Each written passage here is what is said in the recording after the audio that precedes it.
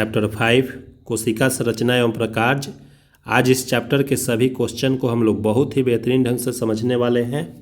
तो चलिए हम लोग शुरुआत करते हैं क्वेश्चन का। फर्स्ट क्वेश्चन है कि आपका यह कथन दिया हुआ है, यदि सत्य है तो टी लिखना है और असत्य है तो एफ लिखना है। क नंबर क्वेश्चन है, एक कोशिकीय जीव में एक ही कोशिका होती है। तो बिल्कुल ही सत्य बात है, जो एक कोशिकीय जीव होता है एक ही कोशिका होता है। तो इसका आंसर के लिए हम टी लिख देंगे। चलिए इसका सेकेंड क्वेश्चन है, पेशी कोशिका, यह ख नंबर है, पेशी कोशिका शाखान्वित होती है। तो पेशी कोशिका शाखान्वित नहीं होती है, यह असत्य है। तो असत्य है तो इसके लिए हम एफ लिख देंगे। इसका अब चलिए ग नंबर क्वेश्चन देखते हैं, किसी जीव की मूल संरचना अंग है। तो किसी जीव की मूल संरचना अंग नहीं है, किसी जीव की मूल संरचना कोशिका होता है। ठीक है, तो ग नंबर भी आपका गलत है, ग नंबर भी गलत है, तो यहाँ पर हम एफ लिख देंगे। ठीक है, अब घ नंबर क्वेश्चन देखिए, अमीबा की आकृति अनियमित होती है। तो यह बिल्कुल सही है, अमीबा की आकृति अनियमित होती है, तो इसके लिए सही है, तो यहाँ पर हम टी लिख देंगे। चलिए अगला क्वेश्चन देखते हैं।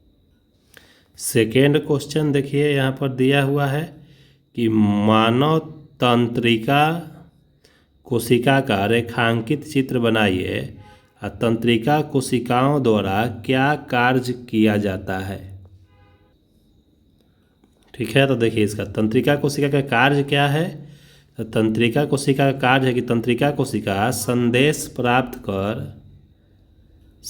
प्राप्त कर उनका स्थानांतरण करती है, जिसके द्वारा यह शरीर में नियंत्रण एवं समन्वय का कार्य करती है। ठीक है, चलिए अगला क्वेश्चन हम लोग देखते हैं।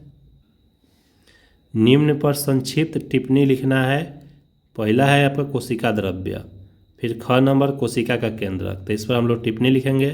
देखिए कोशिका द्रव्य क्या है, तो यह एक थैली जैसी पदार्थ है जो कोशिका झिल्ली एवं केंद्रक के बीच पाया जाता है। कोशिका के अन्य संघटक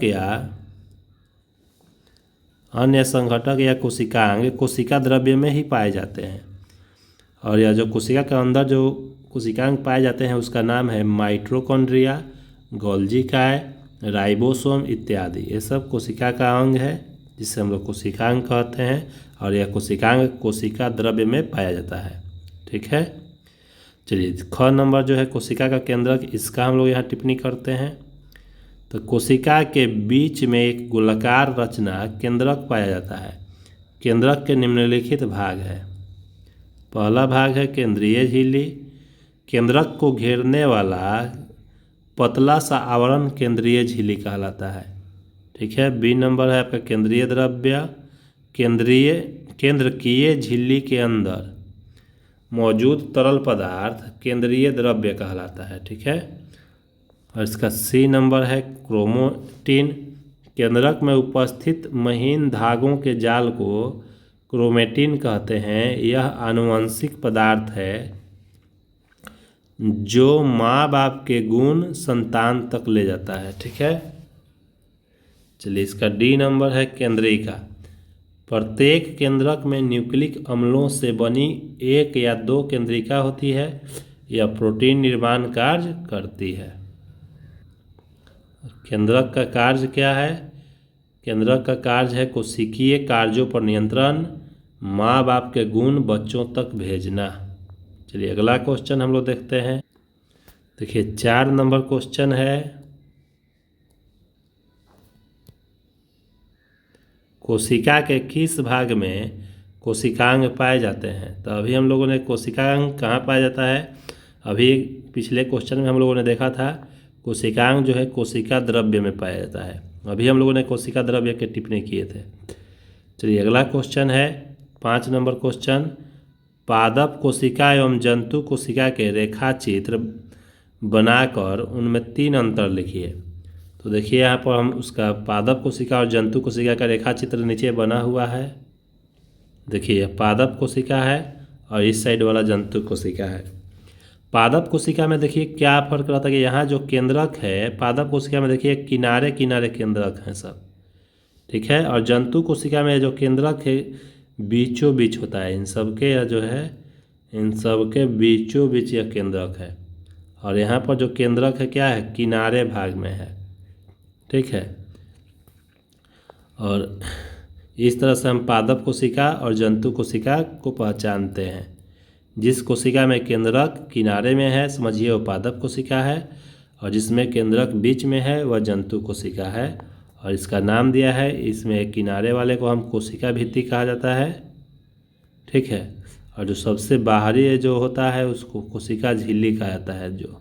ठीक है, अब बीच में कुछ नहीं होता, इसको रिक्तिका कहा जाता है या पादप। ठीक है, केंद्रक है, केंद्रक यहाँ पर देखिए किनारे पर है, यहाँ किनारे में है, और यहाँ पर जो केंद्रक है क्या जंतु कोशिका में बीच में है। ठीक है, और बीच में छोटा छोटा जो बिंदु जैसा है इसको हरित लवक या प्लास्टिड कहा जाता है। और इसी में यहाँ जो जिसमें डूबा हुआ है सब, इसको हम कोशिका द्रव्य कहते हैं। ठीक है, अब चलिए इसमें अंतर क्या है उसको देखते हैं। देखिए पादप कोशिका और जंतु कोशिका में अंतर। तब पादप कोशिका में कोशिका भित्ति होती है, जंतु कोशिका में कोशिका भित्ति नहीं होती है, पहला अंतर है। दूसरा अंतर है कि पादप कोशिका में प्लास्टिड पाए जाते हैं और जंतु कोशिका है इसमें प्लास्टिड नहीं पाए जाते हैं। तीसरा अंतर है पादप कोशिकाएं में रिक्तिकाएं आकार में बड़ी होती है और जंतु कोशिका में जो रिक्तिकाएं हैं वह आकार में छोटी होती है। ठीक है, अगला क्वेश्चन चलिए देखते हैं। अगला क्वेश्चन है यूकैरियोटिक तथा प्राकैरियोटिक कोशिका में अंतर। तो यूकैरियोटिक कोशिका क्या होता है, तो ऐसी कोशिकाएं जिसमें झिल्ली युक्त सुसंगठित केंद्रक पाया जाता है उन्हें यूकैरियोटिक कोशिका कहते हैं। और प्राकैरियोटिक कोशिका किसे कहते हैं, तो ऐसी कोशिकाएं जिसमें केंद्रक पदार्थ केंद्रक झिल्ली के बिना होती है प्राकैरियोटिक कोशिका कहलाता है। मतलब ध्यान दीजिएगा यहाँ पर कि जिसमें झिल्ली युक्त संगठित केंद्रक पाया जाता है, जिसमें केंद्रक होगा उसे यूकैरियोटिक और जिसमें केंद्रक नहीं होगा उसको प्राकैरियोटिक। कहने का मतलब है कि जिसमें केंद्रक होगा वह विकसित कोशिका होती है और जिसमें केंद्रक नहीं होता है वह अविकसित कोशिका होती है। ठीक है, अब इसका दूसरा अंतर है कि यूकैरियोटिक कोशिका में झिल्ली युक्त कोशिकांग पाए जाते हैं। यूकैरियोटिक कोशिका में झिल्ली युक्त कोशिकांग पाए जाते हैं और प्राकैरियोटिक कोशिका में झिल्ली युक्त कोशिकांग नहीं पाए जाते हैं। यह सेकेंड अंतर हुआ। चलिए इसका थर्ड अंतर देख लीजिए कि यूकैरियोटिक कोशिका का एग्जाम्पल है जीवाणु, नीलहरित शैवाल। और प्राकैरियोटिक कोशिका का अंतर है जंतु तथा पादप कोशिका। ठीक है, अगला क्वेश्चन है कोशिका में क्रोमोसोम अथवा गुणसूत्र कहाँ पाए जाते हैं, उनका कार्य बताइए। ठीक है, तो इसका आंसर है कोशिका में क्रोमोसोम अथवा गुणसूत्र केंद्रक में पाए जाते हैं।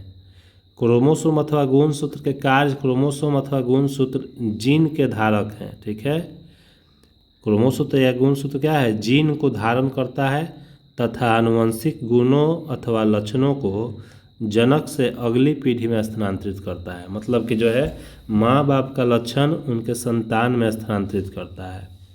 ठीक है, इसके बाद 8 नंबर क्वेश्चन है। देखिए सजीवों में कोशिका मूलभूत संरचनात्मक इकाई है, कैसे इस बात को समझाइए। इसका आंसर है कि हम जानते हैं कि प्रत्येक जीव जंतु एवं पादप सभी जीवों का शरीर विभिन्न प्रकार के अंग तंत्रों से मिलकर बना होता है। प्रत्येक अंग पुनः छोटे छोटे भागों से बना होता है जिसे उत्तक कहते हैं। उत्तक एक समान कोशिकाओं का वह समूह है जो एक विशिष्ट प्रकार करता है। इस प्रकार हम समझ सकते हैं कि सजीव की संरचनात्मक इकाई कोशिका है। ठीक है, एक कोशिकीय जीव भी संपूर्णतः एक कोशिका के ही बने होते हैं। अब यह 9 नंबर क्वेश्चन है कि बताइए कि क्लोरोप्लास्ट अथवा हरित लवक केवल पादप कोशिकाओं में ही क्यों पाए जाते हैं। तो देखिए इसका आंसर हो जाएगा कि हरित लवक या क्लोरोप्लास्ट केवल पादप कोशिका में इसलिए पाए जाते हैं क्योंकि यह कोशिका प्रकाश संश्लेषण की प्रक्रिया के लिए आवश्यक अंग है। ठीक है। हरित लवक में क्लोरोफिल नामक हरित वर्णक मौजूद होता है जो सूर्य के प्रकाश को अवशोषित करके ऊर्जा में परिवर्तित करता है। ठीक है। यह ऊर्जा पौधों द्वारा कार्बन डाइऑक्साइड और पानी में ग्लूकोज बनाने में प्रयोग होती है जो पौधों को जीवित रहने और बढ़ने के लिए आवश्यक है। ठीक है। तो यह 9th क्वेश्चन है। चलिए अगला क्वेश्चन देखते हैं। देखिए भरने वाला क्वेश्चन यहाँ पर है, बाएं से दाएं की ओर भरना है। यह कोशिका द्रव्य से एक झिल्ली द्वारा अलग होता है। तो कोशिका द्रव्य से एक झिल्ली द्वारा क्या अलग होता है? और देखिए 4 नंबर है कि यह कोशिका द्रव्य से एक झिल्ली द्वारा अलग होता है। और इसमें देख रहे हैं कि भरने वाला में यह कहीं 4 नंबर आपका जो है नहीं लिखा है, यानी यह मिसप्रिंटिंग कर दिया इस क्वेश्चन को। तो चलिए इस क्वेश्चन को हम रहने देते हैं, आगे फिर देखेंगे। तो यह चैप्टर आपका समाप्त हुआ। यदि आपका यह क्लास अच्छा लग रहा है तो इसे लाइक शेयर सब्सक्राइब कीजिए। धन्यवाद।